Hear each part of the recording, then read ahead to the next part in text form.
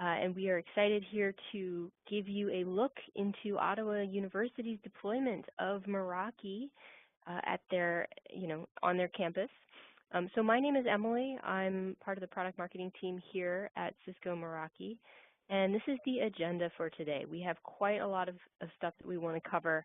I'm going to give you guys a very quick, brief introduction to Cisco Meraki for those of you who may not be familiar with us, and a little bit of an overview of how our solution works.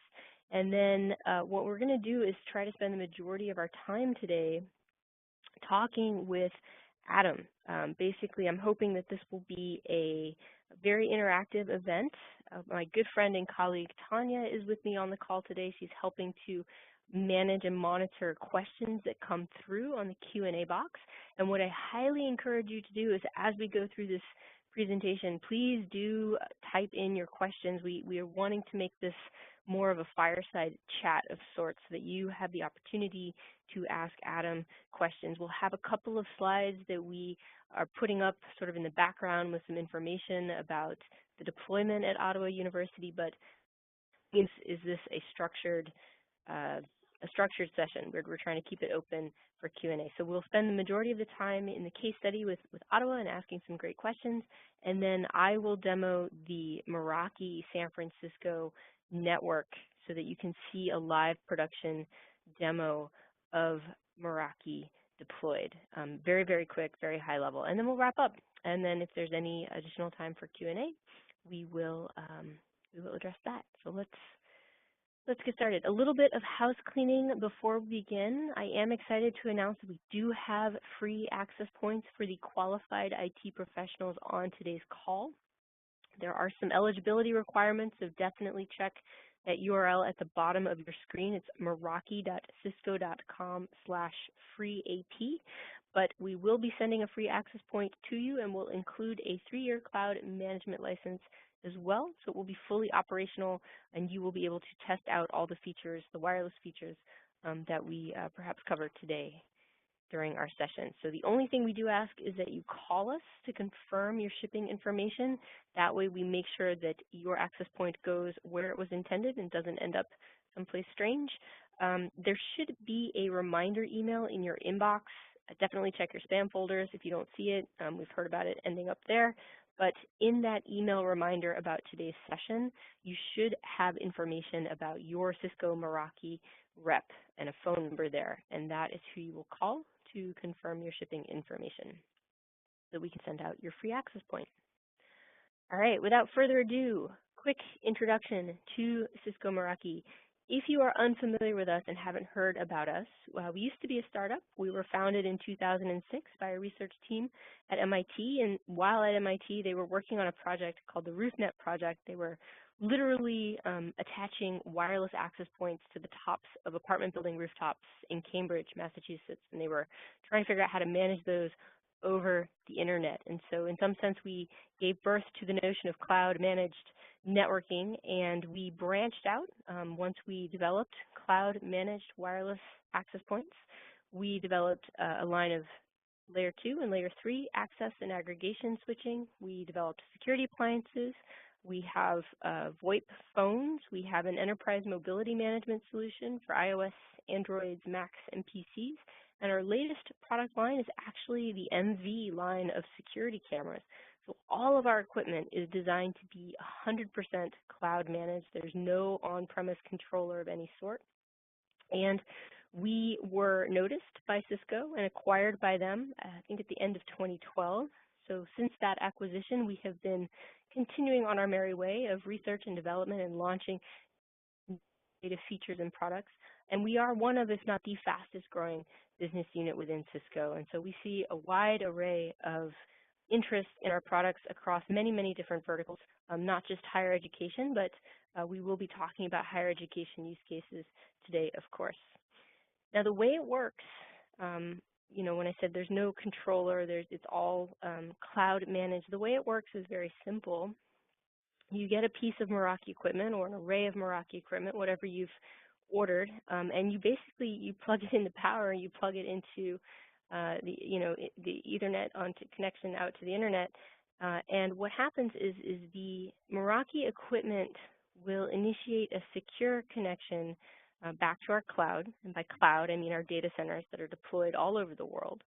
And that connection is secure, and it's very small. It averages about 1 kilobit per second per device, and that is because we use an out-of-band cloud management paradigm, so an out-of-band control plane, if you will. We don't ever see or store end-user data. What we are using and collecting in that sort of management connection there is the monitoring and management statistics that you'll see when we go through and do a dashboard demo.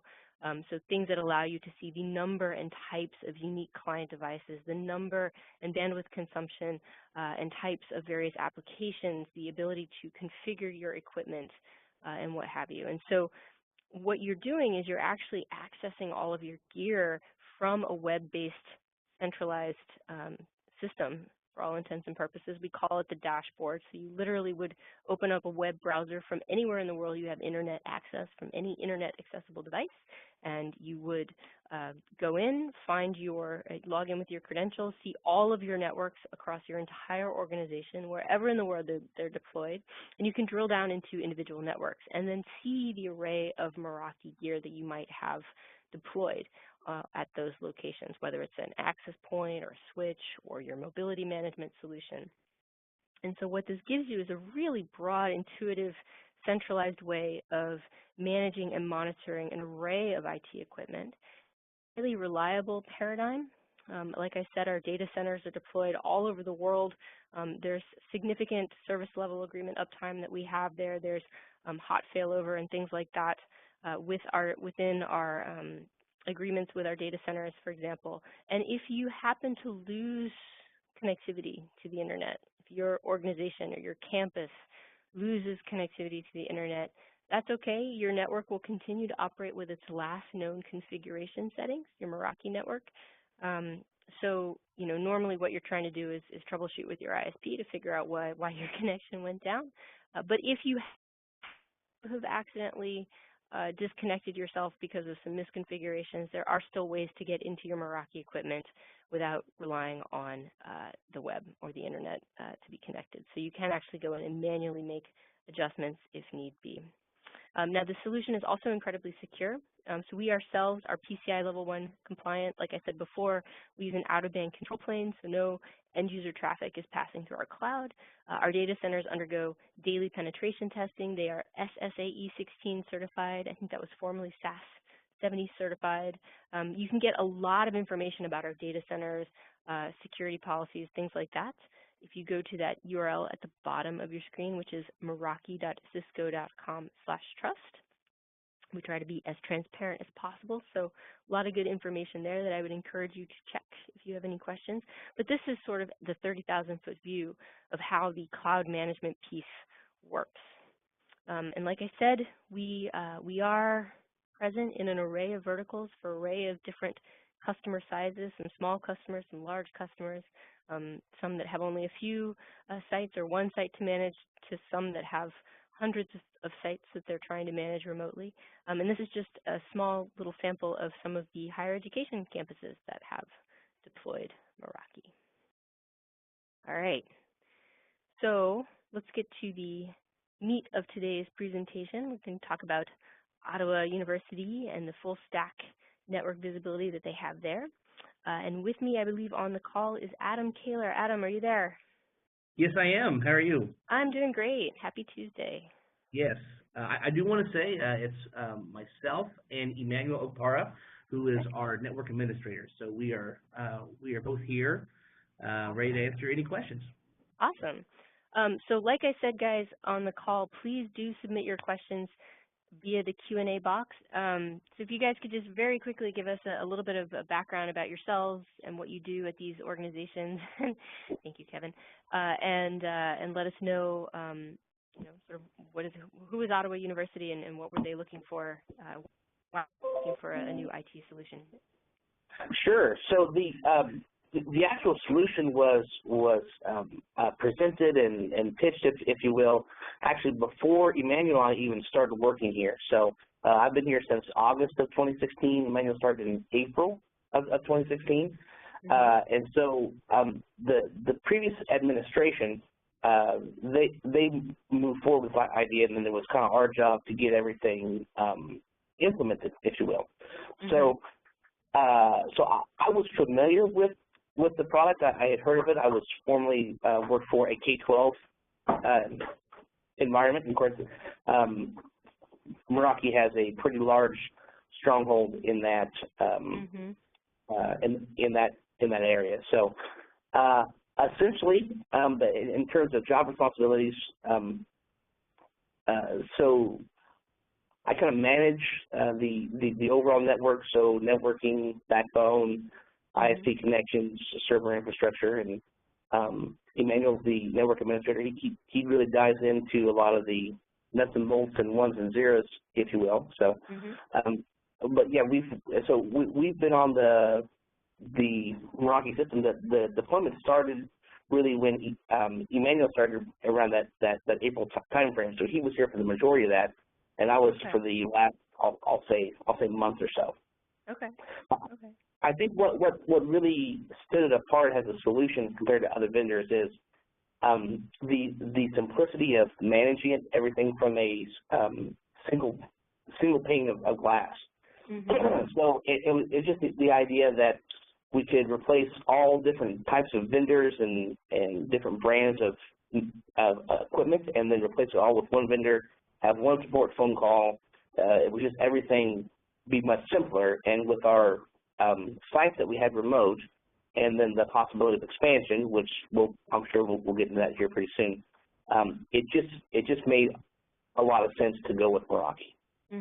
Okay. What were the specific challenges you were trying to address? So as you were sort of looking for a solution, was it trying to better traffic shape network traffic vis-a-vis the student population? Was there some sort of security that you were trying to implement? Or I'm trying to get a sense for what your deal breakers were when you were looking for a new architecture. So I think that there was two main problems that they wanted to fix. I think first and foremost, we wanted layer 3 to all the buildings. Okay. There's a number of different products that could have got us to that point, but none that Meraki had in terms of our secondary problem, which the problem specifically here at our campus site, where we have dorms and athletic facilities, all that stuff, was just the range of the wireless equipment. So we used a different vendor, and there wasn't enough access points. They weren't fast enough. There was always bottlenecks, and trying to connect it, it was always kind of a crapshoot, if you will. So I think it was those two vantage points. I think for the IT stability side, the layer 3 was a huge component of that, because we could manage traffic and traffic shaping and all that stuff. But then from the user presentation side and for the student experience side, Wi-Fi has to work well. Yep. Okay. We're actually getting a couple of great questions from the audience. The first one was for you, I guess. What is the benefit of cloud management versus controller-based for a 2-person IT team? So I think for my point of that is we can access it from anywhere easily. We're not always in the office to where we could access a problem with an access point or switch. So even if we're at a training someplace in a different town, or in an airport going to another campus to try to fix something or install something, we can fix that from pretty much anywhere without having to worry about VPN connections and security in that portion. So, Emmanuel, let me just comment. The main idea, the main reason why we prefer to go down the route of the cloud management is because of we're able to manage, the individual sites that we have centrally, and you could be anywhere in the world and make changes to devices on the network, and also if you have a new site and we want that particular site to be able to communicate to the rest of the other sites that we have, which will require you to configure or to set up a VPN tunnel, But if you're going to use the traditional way of doing things, which means that you have to travel to the new site to configure the devices that you're going to deploy the VPN tunnel on, that's going to take you time to do that and some resources. So with the cloud managed platform, you can just ship the items to that location and be wherever you are, just configure it, and you're good to go. Mm-hmm. Great. And we have another quick question, too, before we move on, which is, are there any delays that y'all have experienced when making global changes, or I guess to your equipment or to your settings, or has it been pretty seamless as far as experiences go? Yeah, it's been pretty seamless. Yeah, I would agree with that. It doesn't take long, less than a minute to get the configurations. And then I would definitely say it takes longer for us to actually call to that site to see if the affected area has been fixed yet. I think that definitely takes longer than what it does for the actual configuration to take effect. Awesome. And a question I always like to ask is, was there anything when you were first researching the Meraki solution, was there anything that was initially sort of concerning to you or that you were worried about before you got a chance to test or deploy the gear, and that has since been proven to be sort of a non-issue, if any? Well, I think just globally, the idea of not using like secure telnet to manage a switch or firewall or a router. I've worked with HP networks and Cisco networks, and that was it was kind of the way to approach everything. I definitely had a little bit of apprehension just because it was a totally new way to manage it. Mm-hmm. But it's been stupid simple, to point of phrase. So. Mm-hmm. So how has it changed your day-to-day then with your operations? Are you able to kind of have the flexibility and the granular control that you want, or have you had to give up some of that? I don't believe overall we have given up very much. I think it's a different way to think about it in terms of access control list and ways that traffic is formed from a security standpoint. Mm-hmm. However, I know in the 8 months or so that I've been here, there's been a number of improvements and additions to the Meraki line, just in terms of being functional. Mm-hmm. And I've talked with tons of the folks with the company in terms of what's on the roadmap, and what's going to change, and what's going to expand. And so, I mean, we've always been pleased because anything that we kind of submit, we feel like it's taken seriously. Mm-hmm. Great. And just for those on the line who are unfamiliar with how we operate, so you purchase the hardware, you purchase a license to basically a license for that hardware, and that license is comprehensive and sort of all you can eat in the sense that it includes all of your enterprise technical support. It includes all access to the features available to you in Dashboard, and it includes all access to the new firmware and feature updates that I think Adam and Emmanuel were alluding to just now, which we tend to push out roughly every quarter. So you will wake up one day and find out that the equipment you own from Meraki that you bought 3 years ago is actually more feature-rich and more flexible in many ways than what you had purchased previously, because we will have updated it. Yeah. And there are a few more questions coming in from the audience. Let's see. One question from Christopher is there a limit to the amount of devices that can be managed through the cloud dashboard? And I can field that one. Theoretically, no. That's one of the benefits of being cloud-based, because you don't have the bottleneck of the controller. You actually literally can quickly scale out if you need to. We have some networks upwards of 10,000 unique Meraki devices on them. When you hit that size, we do ask that you reach out to us because we need to make a couple of modifications on the back end to just make sure that there's minimized delays and things like that to sort of optimize your experience. But we do have more than, I think, at least a couple of handfuls of deployments that are really, really enormous, like literally on the scale of tens of thousands of Meraki equipment. Yeah. So I want to just kind of continue, get through the slides a little bit. Can you guys give us a little bit of background on, okay, so you made the choice for Meraki.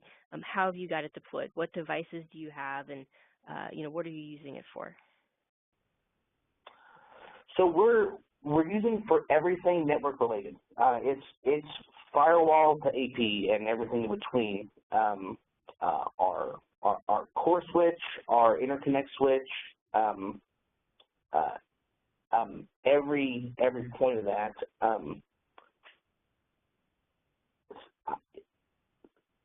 So I mean, we have at this location and all of our locations remotely as well. So okay. And then we'll talk about what the independent things are. Yeah, we have the firewall, which is the MX600 and MX400. Okay. We have the currently we have the MX600 in our head office, the headquarters. And we have two MX600s that are in KJ, and we have a couple of MX100s that are at our remote site, and we have a couple of MX60 that we have at some of the students' dorms or hostels, as we call it. Then we also have we have the switches. We have the MS 420, which is the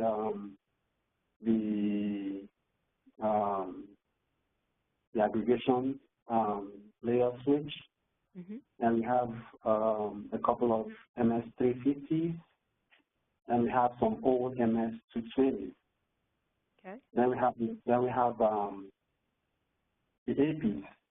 We have the MR72, the outdoor APs, and the MR42s, and we have some couple of old MR, I think 34 or so. I'm not so sure about that. Yeah. Okay. Then we have some MR18. They're about. Those are old APs, but they are still working. They're functional. Still working, and they're still getting firmware updates. All right, awesome. So so you have an array then of Meraki gear deployed across multiple locations, and just sort of thinking through some of your use cases. It looks like you're trying to traffic shape and throttle down on specific applications, and that you're trying to sort of manage various mobile devices. Could you speak a little bit more about that, sort of the day-to-day challenges that the Meraki solution is helping you solve?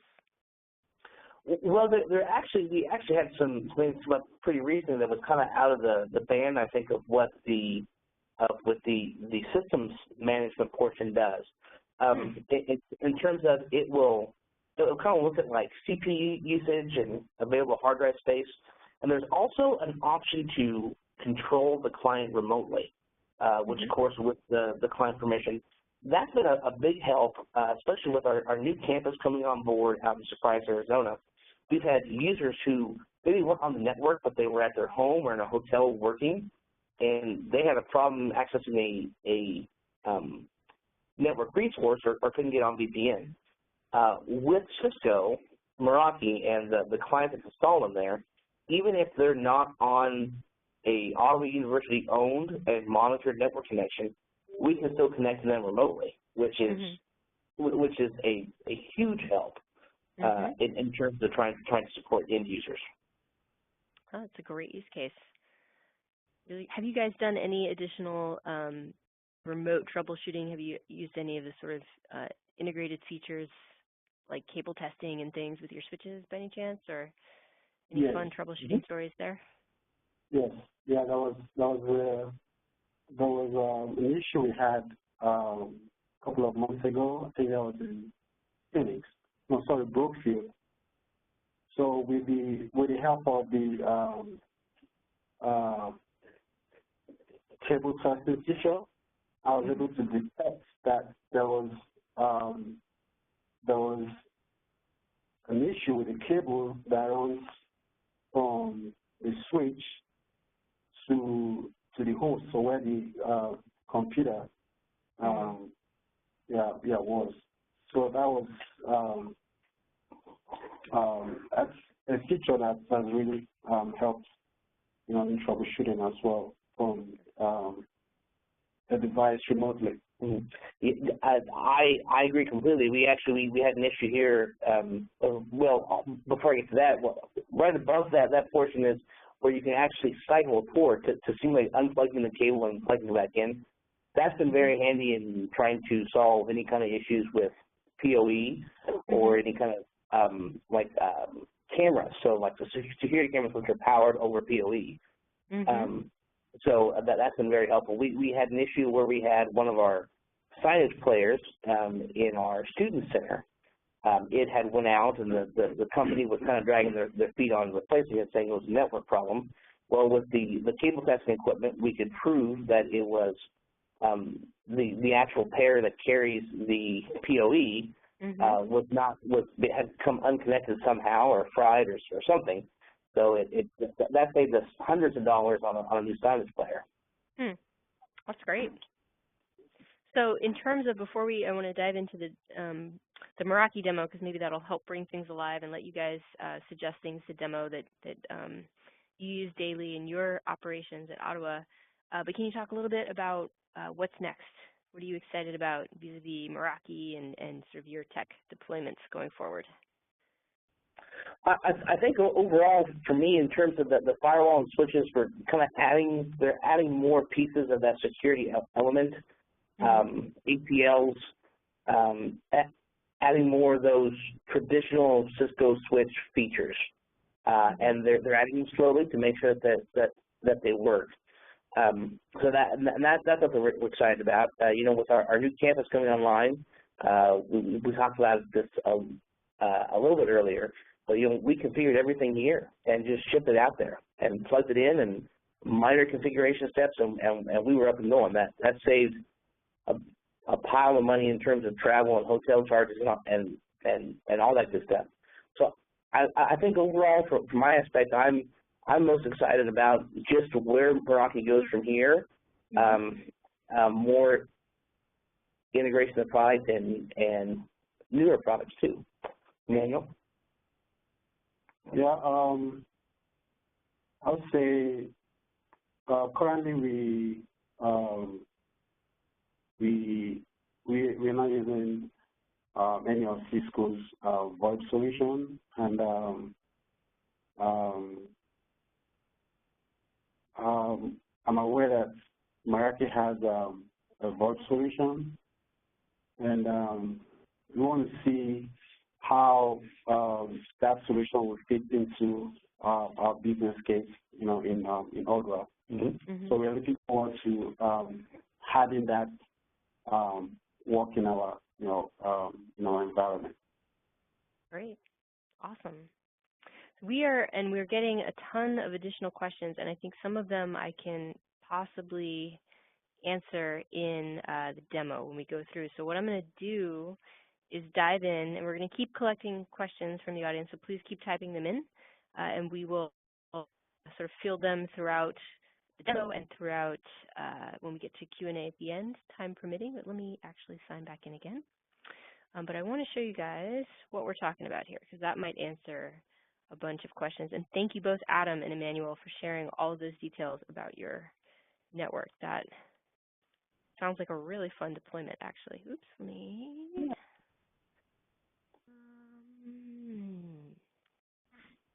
see if I can type my password. It's been one of those days. All right. So what we're going to do is we're actually going to go look at the corporate Meraki networks. There's a live production network here. We run a full stack solution. So like Adam and Emmanuel's network at Ottawa, we have MRs for access points. We have systems manager deployed, we have switches deployed, security appliances deployed. So what I'm going to try to do based on some of the questions Tanya's letting me know you guys are asking, I'm going to try to shape my demo to answer some of those. But really quickly, want to show you what happens when you log in. So we've logged in. We are looking at all of the Meraki networks, again, live production networks deployed everywhere in the world that we happen to have them. And I'm sitting here in San Francisco, and I can click down, drill down if I wanted to get down to our main office, and I can see right away statistics about the health and connectivity of various devices. But if you were managing tens or hundreds or even thousands of remote networks, you could also come into this panel here, maybe sort them by usage, check the network health and connectivity status of them, or type in tags or names of the networks that you're looking for. And so I'm going to dive into our San Francisco network. And this is the sort of standard view that you get. We had some questions around, what kind of statistics do we collect, and how, what sort of detailed granularity of information can you get about applications and devices. So that's basically, it permeates the entirety of the dashboard. There's analytics everywhere. It's just a question of how you slice and dice your viewpoints and where you go to find what.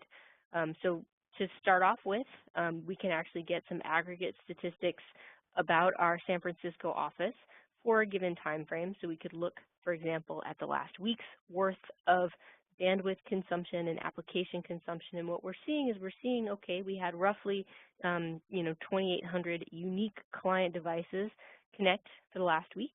And what we can see, we could actually, if we wanted to slice and dice this data further, we could look at only our wireless clients, or perhaps just our wired clients, or even just wireless clients based on particular SSIDs that are being broadcast in our network, or do some drill down searching using these inputs. Or if you want to be super cool, you can say, what, I'm looking for online devices. You can notice actually that we have wired and wireless popping up in the same dashboard view here, and that's because, like I said before, we do run a full stack. So we have wireless as well as, say, switching clients and security appliance clients all showing up here in this centralized aggregate view.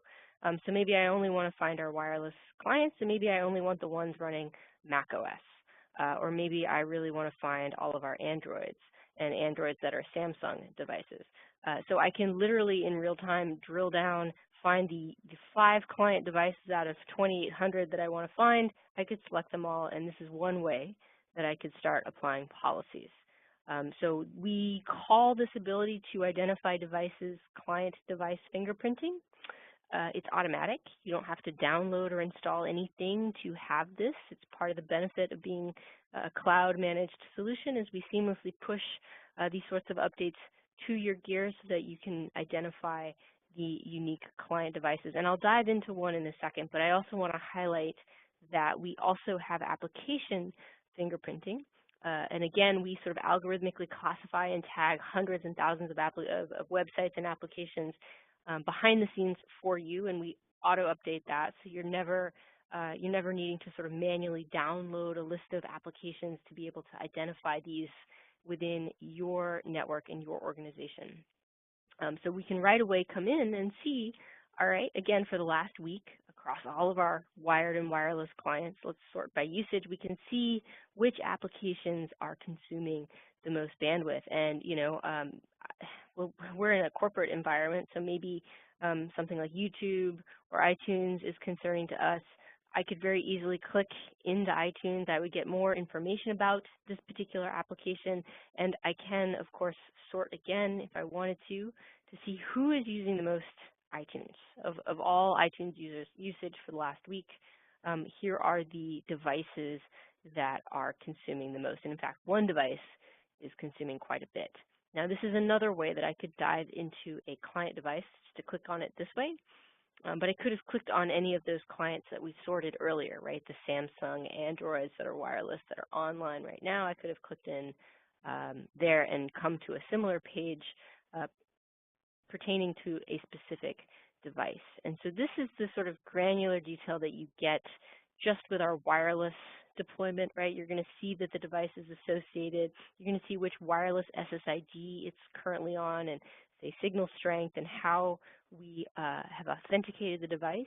And we had a question about authentication methods and what's supported, so I will run that very quickly in a second. But and then what you can do is actually drill down specifically into a device, get more details about where this device is spending its time, and again, you can sort by usage or sort of any of these columns here, and we can see there's a lot of iTunes. There's a lot of iTunes.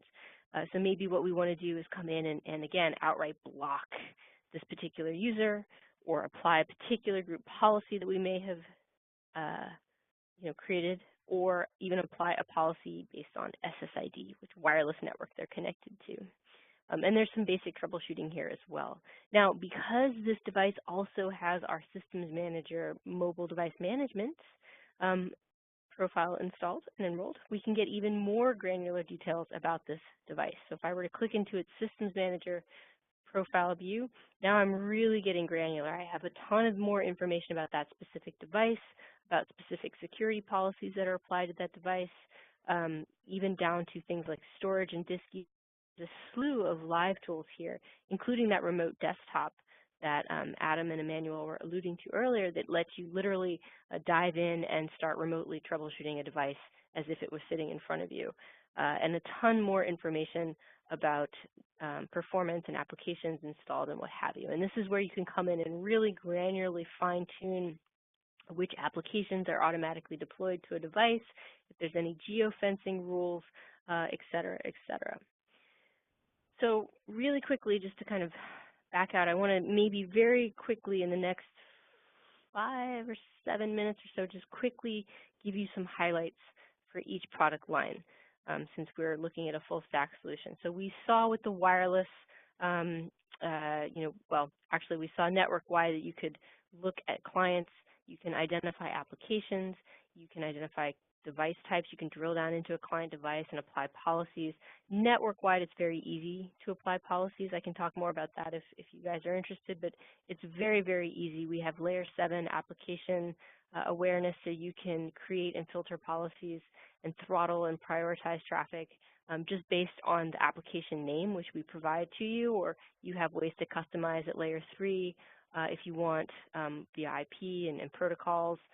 You can block that way or block at layer 7, or putting customized expressions like actual web pages or IP addresses and port numbers and things like that to sort of create policy rules. And if you have a security appliance from us deployed, that adds some additional filtering that's possible. You can filter by countries if you want to prevent, say, Russia or China or whoever traffic, to and from your campus from, say, particular, or if you want to deploy things like true content filtering based on categories of content. We can start getting to that level once we look at security appliances.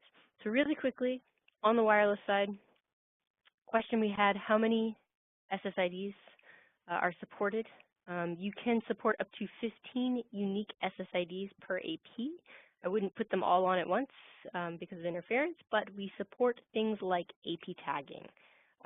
So if you want to go in and actually tag an access point and then, say, schedule an SSID to be available at certain geographies on your campus based on AP tag at certain times of the day, you can do things like that. And so you can see here we've got a slew of different AP tags on our corporate network, just how we describe the access points. We can search by tag and sort of apply different settings by tag if we want. And if we were going to dive into any particular access point, this is kind of what the configuration page will look like across all of our gear. When you dive into any specific device, you're going to get information about it. You're going to be able to see in real time who's connected right now, and again, do things like sort by usage. You're going to be able to go look at historical data for a given time frame and see, okay, which device is connected during this particular period. What did my usage and consumption look like? Was there any downtime? Particularly with the access points, we have some cool RF analytics troubleshooting tools if you want to go in and see channel events and just get a sense for what was happening at what time when specific events occurred, and get a sense for link quality and mesh neighbor quality and things like that to help you troubleshoot. You can do that. And so just to sort of show you how easy it is, right, so that, looking here, we're looking at all of our access points, and they're all listed here, and they're all deployed in our San Francisco office. And again, we can kind of, it depends on, how you slice and dice your data. Looking for the last week, there don't appear to be, maybe a little bit of downtime here, maybe a reboot. And we can do the same for switches, right? So the interface is very similar. Once you've learned one of our products, it's very easy to kind of get in and learn others. And if we just picked a switch to dive into, you can see the similarities with the access point configuration page, right? You can see here's the switch. We can actually see which switch ports are live. Again, historical data about who's passing traffic through the switch. And we can actually go in. One of the beautiful features of our switches is the topology view. So if you deploy Meraki switches, for example, you can come in very quickly and see will auto-generate a really slick view of the entire infrastructure of your network that we can detect. So like, let's just collapse this maybe to 2 levels or fewer. We were searching for one particular device here with the MAC address, so I could kind of expand out this one little section and try to find it. But it's a really neat way to kind of go in and just make sure that devices aren't alerting, and you can see all of your gear and even get information about the connections, the ports, and the speeds and the usage and things like that. So pretty cool, pretty cool. The switches, I would say maybe the main feature that I would list out there is that we have both physical stacking and virtual stacking. So what I mean by virtual stacking is I think we have something like, 40 or 50 switches deployed perhaps across our San Francisco network, and that's going to translate into approximately 4,400 switch ports. And if I wanted to go see all the switches, I could just go back to that switch view here, but I'm going to actually just go look at the ports.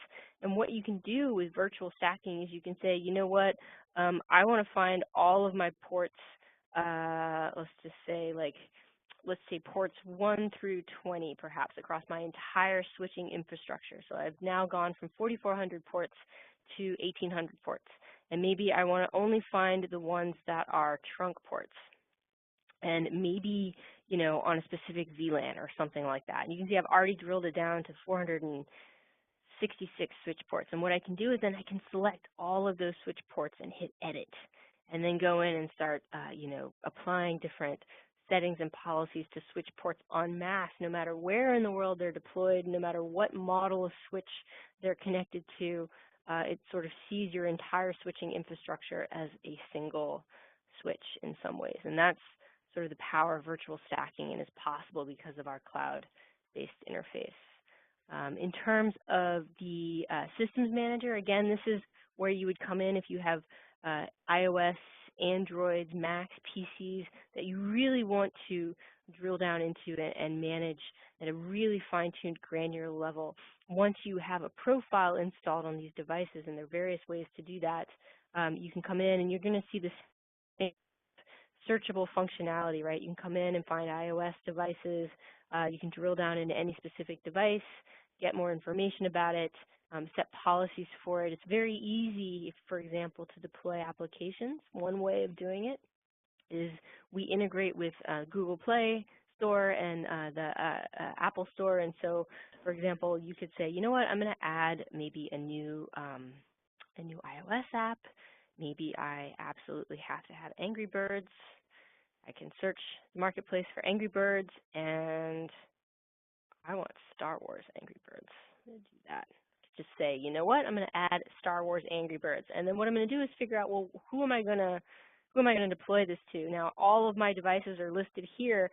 What I can do, because I may have predefined some tags, maybe I have specific tags of devices. Maybe I'm looking for engineers, and of course, because I'm in Oh, there's no marketing tag. That's so sad. Maybe there's a sales tag. No sales tag either. Maybe we could just do, okay, executives. Executives like Angry Birds too. So, literally just by tagging, and then I would hit save, and I would, of course, then push out. There's no engineering executive combo there, probably that works, which is why we're not getting a listing of devices. But usually what happens is if we have devices that are tagged a certain way, perhaps you would see them listed here. And then you would know immediately which devices are getting pushed this application. But you hit save, and it pushes out. So that's just one very small way of coming in and using Systems Manager to, better manage your gear. So we are kind of getting close to the top of the hour. So sadly, I don't think I'm going to hit phones or cameras or the security appliance because we just had too many pieces of equipment, but I did want to address some of the questions that popped up. For example, types of authentication methods supported. There's a bunch. Maybe the easiest way to sort of show you, you're going to authenticate either through things like, for example, on the wireless side, either Mac-based, pre-shared key, WPA2 Enterprise, right? We support Radius. We support, if you want to use a splash page, because we have some integrated splash page hosting. We support Radius authentication, LDAP authentication, Active Directory. You can authenticate with Facebook credentials, and I believe Google credentials. I think that is what this is here.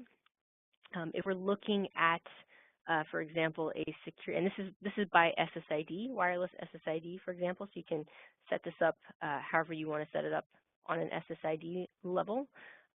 If we go back to, let's find security, for example. We've broken out our security appliance. I believe this is the right one here. So security, you can definitely integrate with Active Directory would be another way of doing this. So various methods of integration for users and groups. We support the filter ID on the wireless side, I think, of Radius. So if you want to push out policies that way, and then with the security appliance, you can push out policies using Active Directory.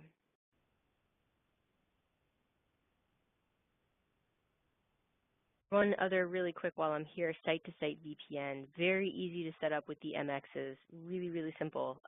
Literally a couple of clicks, you come in and you have, let's assume you have MXs deployed in multiple locations. You go to one MX, you decide if you want it to be a hub or a spoke, and you just click this. What happens then is, at a very high level, the most simplistic thing is that the MX will go in and find all of your different subnets. We have a ton of subnets here, so pardon the mess, but a ton of subnets. And what you can do is literally go in and for a specific network say, yes, I want to export this subnet over VPN, or no, I don't want this subnet to be accessible over VPN. And you make your changes there.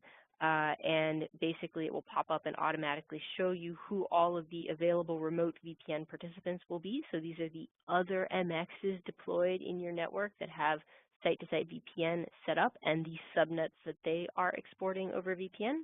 And if I were a full admin, there'd be a save button here, and you would just hit save.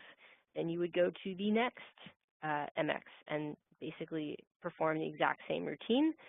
And set up site-to-site VPN, and then what you can do is come in and actually see the VPN status of your organization across networks. And so you can get a sense for all of your different VPN peers. You can actually get a sense for the traffic between specific peers and sort of a sense of the traffic density. You can see the exported subnets. You can see non-Meraki peers. You can even start drilling down into sort of SD-WAN type functionality and features and start looking at various uplinks and look for latency and loss and jitter and things like that for a given time frame. So there's a lot happening there that you can dive into and get exposure to, which is really cool. All right, so in the interest of time, let me just pull back out really quickly, switch over back to our presentation, wrap this up, and then we may have just a few seconds left for questions. Really quickly, again, product families, right? So we have an array of stuff. We have wireless access points, we have security appliances, and these are true true unified threat management boxes, right? They have the potential to run Cisco AMP, advanced malware protection. So if you really need a heavy-duty real-time intrusion prevention and detection, we can do that. They have content filtering, the SitetoSite VPN, the ability to, again, deploy policies and security settings and things to different devices. That is there. The switches, layer 2, layer 3, access and aggregation switches, enterprise mobility management, VoIP phone, security cameras. We have webinars about all of them. So if you're curious, definitely try to attend one of those or check our website. And I would encourage you to actually try our risk-free evaluation. So if you're curious about any or any combination of Meraki equipment, we will literally pay shipping both ways. If you want to test drive some gear in your own environment, all you have to do is contact us or go to meraki.cisco.com/eval. Tell us how much gear you want, what variety of gear you want. We'll ship it to you. You have a couple weeks to deploy it, test drive it. If you don't like it, we'll pay to have it shipped back. That's that. But there are various other things to check out and ways to contact us. In particular, I'll just give a shout out to our blog, because we do try to put a lot of new product and announcement information there. So that is the end of our slideshow. I'm going to just check really quickly and see. I think we have a ton of questions perhaps, but checking to see if there is any additional stuff here that is commonly asked that we can answer, or that Adam and Emmanuel can answer. Yeah, we're here. Great. So question is our VoIP solution part of Spark? I don't know. I believe it might be on our roadmap if we're not, but I would check our solutions page for MC. Yeah, I was under the impression it was separate, but I don't know that. I don't know either. I'm not the wireless person. So how to deal with too many guests per SSID? I guess I will let Adam and Emmanuel field that. Have you ever had too many people trying to access an SSID, or how do you handle performance issues with SSIDs on the wireless side? Well, I'd say the only time that we've had a problem would be because it was related to some APs being down because of some firmware problems of us kind of learning how to understand how the Meraki firmware process and deployment works. Mm-hmm. So because of that, we had a building which the LSC probably has 20 or 25 APs, and it was essentially operating off of 3. So we definitely, with I'd say over 50 or 75 users per AP, we definitely started to see some slowdown. But when all the APs were working as correctly, with Meraki support, we got that going pretty quickly. Mm-hmm. Then there really wasn't too much of an issue anymore. So I mean, I have, like I said, I've seen 50 or 60 users on an AP, and it still worked. As you can imagine, it didn't work great, but it was still functional. Okay. And then the very last question, which I'll field really quickly in the seconds, is do we support role-based access to the dashboard? The answer is yes. We have a ton of different levels of access, and then you sort of the typical things: read-only, full admin.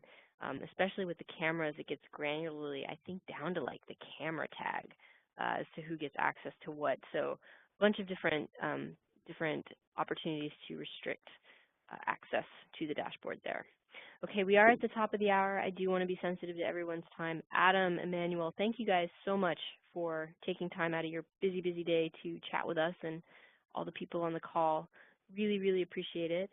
For those of you who unfortunately didn't get a question answered, please do reach out to your Cisco Meraki rep, both to get a free access point, but I would encourage you to ask your questions, because we have a ways to sort of filter those questions up and hopefully get answers to you. So thank you. Hope to see you guys again at a future Meraki webinar, and hope to you guys have a great rest of your Tuesday, I guess. Thanks so much for joining. Thank you. Thank you. Cheers.